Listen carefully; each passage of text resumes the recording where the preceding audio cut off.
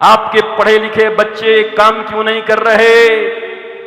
क्यों बक्सर के DM IAS Indian administrative service pass करने के बाद घर में छोटी सी कोई झंझट हो जाती है, एक छोटी सी बात हो जाती है और गाजियाबाद में ट्रेन के नीचे जाकर के आईएएस इंडियन एडमिनिस्ट्रेटिव सर्विस, भारतीय लोक सेवा आयोग, भारतीय प्रशासनिक सेवा इस भारत में सबसे बड़ी विद्या मानी जाती है। घर में थोड़ा सा खटपट हुआ, जिनके ऊपर पूरा जिला का नियंत्रण का जिम्मा दिया गया था, जिनको जिलाधिकारी बनाया गया था, लेकिन एक तनाव झेल नहीं पाए और गाजियाबाद में जाकर के अपने जीवन को ट्रेन के नीचे डाल करके आत्महत्या कर लिया। क्या यह विद्या है? क्या यह विद्या आपको मुक्त करेगी? नहीं महाराज जी, हमारा बच्चों से पूछो क्या बनोगे? बच्चे क्या बनोगे?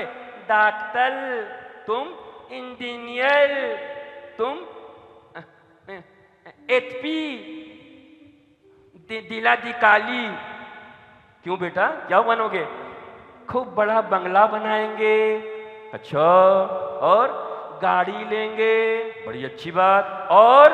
और हमारे पीछे पीछे लोग चलेंगे, बड़ी अच्छी बात। और जिसको चाहेंगे ट्रांसफर कर देंगे, बड़ी अच्छी बात। इसीलिए बनोगे? This is your ambition? इसके लिए तुम बनोगे जिलाधिकारी? इसके लिए बनेंगे हम जिले के कप्तान? आप क्यों बनाना चाहते हैं अपने बच्चों को जिलाधिकारी?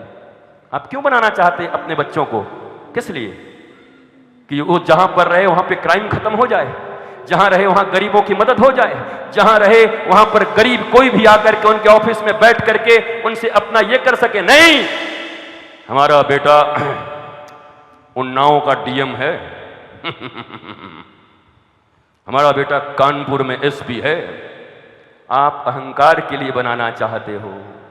और सीधी सीधी बात बोलो मेरे माई बाप, इसलिए तुम्हारी गरीबी मिट जाए, माल पानी इतना हो जाए, इतने घर बन जाएं कि महारानी की तरह जियो। देश सेवा भी हृदय में है क्या? राष्ट्र की सेवा भी है क्या? आज जिस गरीबी से तुम तकलीफ में हो, आज जिस व्यवस्थाओं के मारे हुए तुम हो, क्या उसी व्यवस्था से निजात देने की इच्छा तुम्हारे भीतर है क्या? अगर है भी तो वहां जाने के बाद बदल कैसे जाते हो? याद रखो, परीक्षित ने सुना है यह भागवत, और भारतवर्ष में अंतिम बार राम राज्य आया था परीक्षित के राज्य में। राम राज्य शास्त्रीय राज्य है। राम राज्य की परिभाषा एक ही है, जहां पर निःशुल्क और उत्तम शिक्षा सबके लिए हो, निःशुल्क और उत्तम चिकित्सा सबके लिए हो, निःशुल्क और उत्तम अविलंब न्याय सबके लिए हो। अगर ये बात स्विट्जरलैंड में आ गई तो स्विट्जरलैंड में राम राज्य आ जाएगा, भारत बैठ के देखता रह जाएगा, राम राज्य भारत में नहीं आ पाएगा। निःशुल्क और उत्तम शिक्षा, किसी डीपीएस और किसी में एडमिशन कराने के लिए तुम्हें किसी से पैसे मांगने के लिए, उधार लेने के लिए, करप्शन करने की जरूरत नहीं पड़ेगी।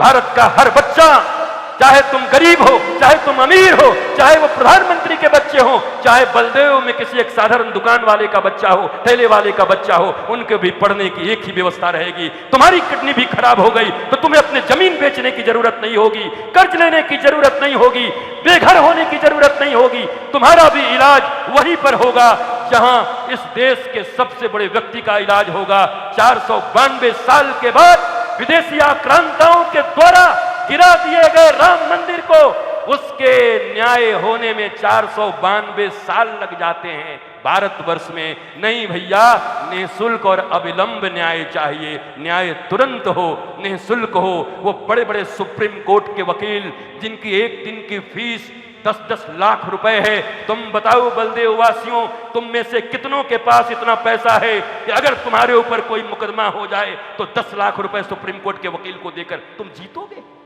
न्याय मिलेगा तुम्हें? तुम्हारी ये चिंता नहीं है?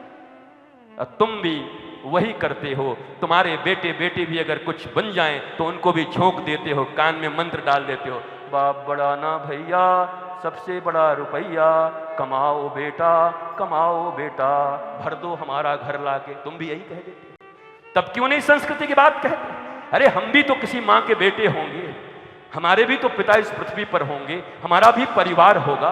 आखिर उन्होंने भी भारत के लिए, संस्कृति के लिए, देश के लिए अपने बेटे का दान किया होगा आनंद के साथ कि देश की सेवा करो, राष्ट्र की सेवा करो, भागवत की सेवा करो। उनकी भी तो इच्छा होगी खूब कमा के भर दें। आपको जानकर आश्चर्य होगा, एक पैसे का लेन देन नहीं है किसी से परिवार में। आज भी नैतिकता और ईमानदारी से जिंदा रहिएगा, मौज में रहेंगे, मस्ती में रहेंगे। ऐसे नहीं बदलेगा। अगर आप मुझसे कुछ और सुनने की इच्छा रखते हैं या आपको ऐसा लगता है, खैर भागवत कहना मैं बार बार कह रहा हूं, बड़े बड़े विद्वानों के बस में भी नहीं है, पर हां जितनी भागवत 30 दिन में सीख के और 30 दिन और 40 दिन का कोर्स करके वृंदावन में कोर्स करके भागवत कहने की जितनी शिक्षा ली जाती है, वो शिक्षा तो मैं 10 बार 100 बार आपको भी दे सकता हूं। और उतनी भागवत मैं आपको, और भागवत ही सुनाऊंगा 6 के 6 दिन। ऐसा नहीं कि भागवत के बाहर सुनाऊंगा, मैं सिर्फ भूमिका बना रहा हूं, महत्व बना रहा हूं कि क्या जरूरत है कहीं वही भागवत समझ करके अच्छा अच्छा भागवत महाराज जी आए हैं, ठीक है भागवत पिछली बार हम सुने थे, हम तो उनका भागवत सुने, मैं इनका भागवत क्या सुने? किनका सुने हो, किनका सुने हो बताओ जरा, परिवर्तन बताओ, जीवन में परिवर्तन बताओ। अगर 2-4 चीजें बोल करके विद्वता को, केवल विद्वता का प्रकाश करना चाहते हो, विद्वता प्रकाश का विषय नहीं, विद्वता बोलने का विषय नहीं, विद्वता तुम्हारे जीवन में मुस्कुराहट बनकर आएगी। एक एयर होस्टेस होती है जो पैसे पे मुस्कुराती है बेचारी, टकला आदमी भी जाएगा, एक से एक टकला को, मैं तो एयरप्लेन में चलते ही रहता हूं, टकले लोग, दांत निकाले हुए लोग बैठे रहते एयरप्लेन में, टिंग टांग, थोड़ा वाटर प्लीज। कुछ 5 बार पानी पीता, मैं देखता हूं बुढ़ा कितना बदमाश, जानबूझ के 5 बार एयर होस्टेस को बुला करके।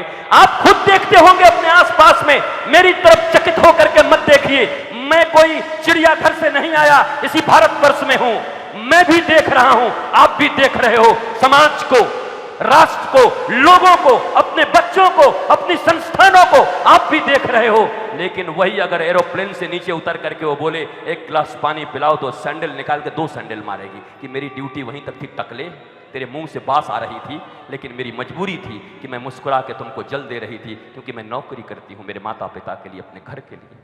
मुस्कुराना मेरी ड्यूटी है। मेरे भाई बहन, इस दुनिया में 2 ही लोग अच्छे से मुस्कुराते हैं, या तो प्लेन में एयर होस्टेस हमेशा मुस्कुराती रहती है, और या तो भी मथुरा के ऊपर चढ़ाई करने के लिए जब इजिप्ट से काल यवन जरासंध के साथ आया 23 करोड़ सेना लेकर के, और पूछा काल यवन ने, इजिप्ट का रहने वाला था, कि मैं तुम्हारे कृष्ण को पहचानूंगा कैसे? जरासंध का वो व्यक्ति है, वो मोर लगाता है, धोती पहनता है, ऐसा बंसी बंसी रखता है, बोला ऐसे तो 1.5 रुपए का मोर का पंख लगा के कोई आ जाएगा, धोती कोई पहन लेगा, बंसी कोई उठा लेगा, अरे कोई बढ़िया पहचान बता। बोला वो हमेशा मुस्कुराते रहता है। बोला हमेशा? बोला ऑलवेज। जब 23 करोड़ सेना बाहर आकर के खड़ी हुई, सेना बाहर निकले, भगवान नंगे पांव बाहर निकले, बाहर देखे 23 करोड़ सेना हमला को तैयार, सारे लोगों की हवाइयां उड़ गई। एक आदमी खड़ा होकर हंस रहा था, तो कहा उस काल यवन ने, दिस इज कृष्णा, यही कृष्णा होगा, मुझे पक्का पता है। 23 करोड़ सेना देख के भी जिसके चेहरे पे मुस्कुराहट बनी रहे, वो कोई और नहीं, भारत का कृष्ण, इस दुनिया का बाप, इस दुनिया का परम पिता परमेश्वर भगवान ही हो सकता है, और कोई नहीं हो सकता।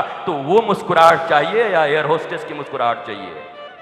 कौन सी मुस्कुराहट चाहिए? जब कृष्ण तुम्हारे आइडियल हैं, जब कृष्ण हमारे पास हैं, जब कृष्ण की मुस्कुराहट पूरी दुनिया और ब्रह्मांड में विख्यात है, तो हम बाकी मुस्कुराहट, झूठे मुस्कुराहट, जगजीत सिंह की मुस्कुराहट, तुम इतना क्यों मुस्कुरा रहे हो, क्या गम है जो तुम छिपा रहे हो।